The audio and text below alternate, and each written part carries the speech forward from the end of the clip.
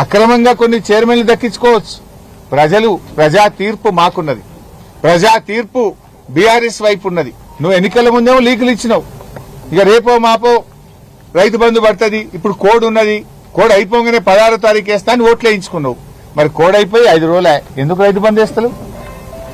రైతు బంధు వేస్తున్నా అని లీకులు ఇస్తేవి. ఇవాళ 21వ తారీఖు వచ్చిన రైతు బంధు ఎందుకు వేస్తలేవు? ఇంకెప్పుడు రైతు బంధు వేస్తావు?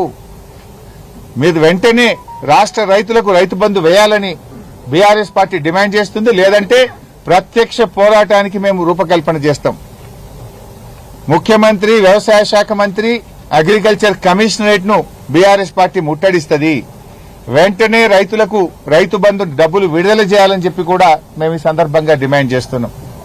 ఇలా మా కార్యకర్తలు లోపల చెప్తున్నారు. మెదక్లో కొంతమంది గుండాలు వాళ్ళ ఇళ్ల నుంచి ఎత్తుకపోయి రైలు పట్టాల దగ్గర తీసుకుపోయి హరీష్ రావు పేరు చెప్పు, మల్లికార్జున గౌడ్ పేరు చెప్పు, లేదంటే మిమ్మల్ని చంపేస్తామని బెదిరించి భయభ్రాంతులకు గురి చేసి మాతో చెప్పించారు, వీడియో తీసుకున్నారు అని చెప్పి పాపం కళ్ళల్లో నీళ్లు పెట్టుకుని ఆ పిల్లలు చెప్తా ఉన్నారు. అంటే మీ గుండాలు ఎత్తుకపోయి మా నాయకులను, మా కార్యకర్తల్ని మా పేర్లు చెప్పండి అని బెదిరిస్తారా?